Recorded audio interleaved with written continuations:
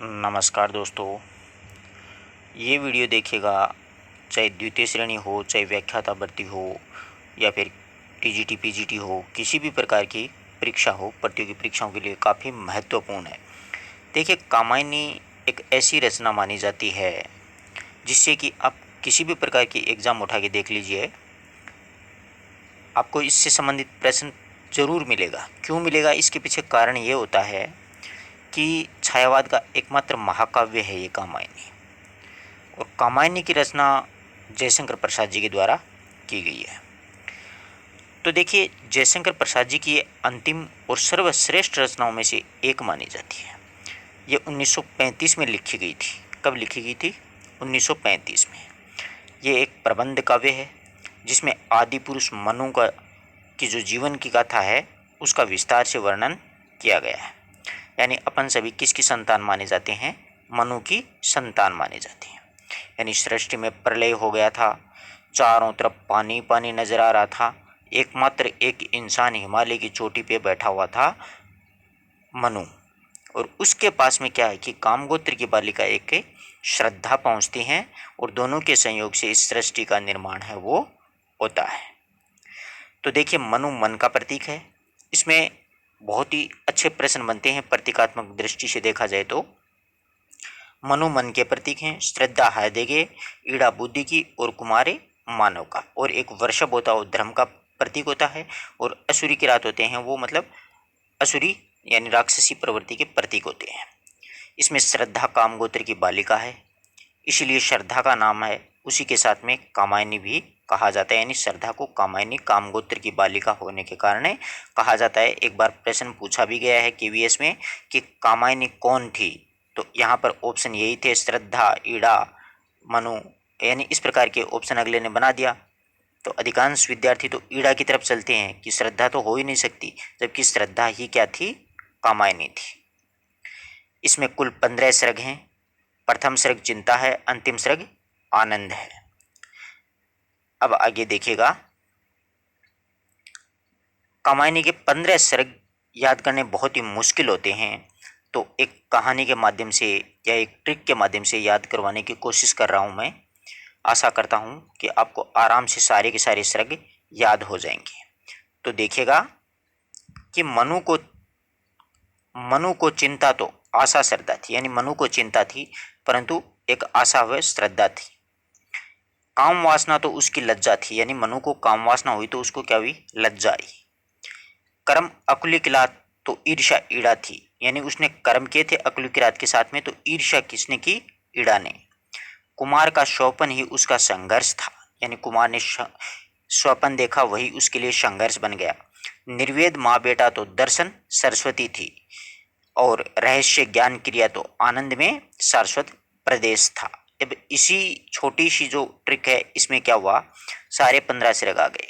वो सारे 15 सर्ग इस प्रकार से थे, चिंता पहला है, आशा दूसरा है, श्रद्धा तीसरा है, अंडरलाइन कर रखी है ना वो सर्ग हैं, फिर काम है, फिर वासना है, फिर लज्जा है, फिर कर्म है, फिर ईर्ष्या है, ईड़ा है, स्वपन है, संघर्ष है, निर्वेद है, दर्शन है, रहस्य है और आनंद है। अपने अब की बार द्वितीय श्रेणी में ध्यान रखिएगा, श्रद्धा सर्गे जोड़ा गया है। कौन सा सर्ग जोड़ा गया है? श्रद्धा सर्गे जोड़ा गया है।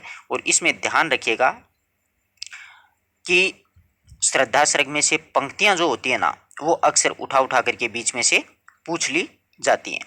तो आप पंक्तियों को स्पेशली ध्यान रखिएगा, उसका लिंक आपको मैं डिस्क्रिप्शन में दूंगा, जिससे क्या होगा कि आप वो वीडियो एक बार जरूर देखिएगा। द्वितीय श्रेणी के लिए काफ़ी महत्वपूर्ण है, ठीक है।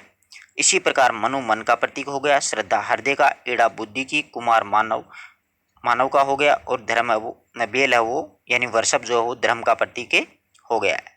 इस प्रकार से ये 15 सर्ग आप याद कर सकते हो।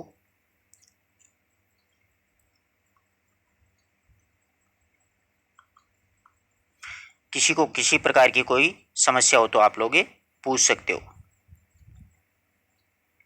अब देखिए, कामायनी के बारे में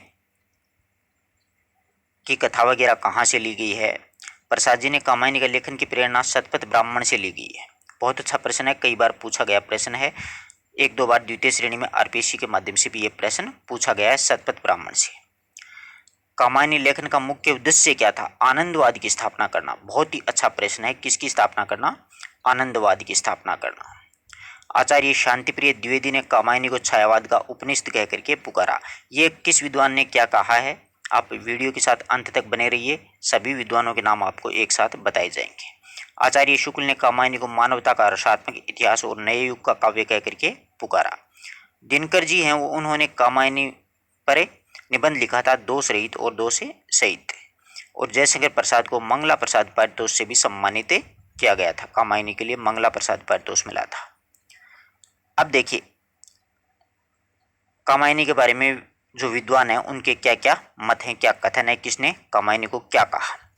हिंदी साहित्य में जयशंकर प्रसाद के द्वारा रचित कामायनी एक ऐसा महाकाव्य है जो सर्वोत्तम और अमूल्य रत्न के समान माना जाता है। यानी छायावाद का सबसे उत्तम ग्रंथ है और अमूल्य रत्न के समान है, वो माना गया है। कामायनी की रचना प्रसाद ने 1935 में की थी और इस दृष्टि से ये उनकी अंतिम रचना यानी अंतिम ग्रंथ माना जाता है। हिंदी में छायावाद शैली का ये एकमात्र महाकाव्य है। प्रश्न अच्छा बन सकता है कि छायावाद का एकमात्र महाकाव्य कौन सा है? तो कामायनी है। कामायनी के आमुख में प्रसाद जी ने ये लिखते हैं कि ये जो मैं आख्यान लिख रहा हूँ वो इतना प्राचीन है कि इतिहास में रूपक का भी अद्भुत मिश्रण हो गया है। इसलिए मनु, श्रद्धा और ईड़ा इत्यादि अपना ऐतिहासिक अस्तित्व तो रखते हुए सांकेतिक अर्थ की भी अभिव्यक्ति करें तो मुझे इसमें कोई किसी प्रकार की कोई आपत्ति नहीं होगी। इसलिए इनका प्रतीकात्मक रूप से वर्णन है वो किया गया है। कामायनी का आनंद सर्ग का जो है यानी उसका कुछ अंश 1928 में सुधा नामक पत्रिका में प्रकाशित हुआ था। यानी 1928 के अक्टूबर अंक में, ये भी आप अगर गहराई में ज़्यादा पूछना चाहे तो अक्टूबर अंक में कुछ अंश प्रकाशित हुआ था। अब शांतिप्रिय द्विवेदी जी ने कामायनी को छायावाद का उपनिषद कहा। अच्छा कथन है। व्याख्याता भर्ती में ऐसे कथन पूछे जा सकते हैं। नंदुलारे वाजपेयी ने कामायनी को छायावाद का रागात्मक इतिहास कहा। आचार्य शुक्ल ने कामायनी को मानवता का रसात्मक इतिहास कहा। सुमित्रानंद पंत ने कामायनी को हिंदी का ताजमहल कहा। नामवर सिंह ने कामायनी को आधुनिक सभ्यता का प्रतिनिधि काव्य कहा। नगेंद्र ने कामायनी को मनोवैज्ञानिक ट्रेजेडी कहा। श्यामनारायण पांडे ने कामायनी को विश्व का 8वां महाकाव्य कहा। मुक्तिबोध ने कामायनी को जीवन की पुनर्रचना कहा।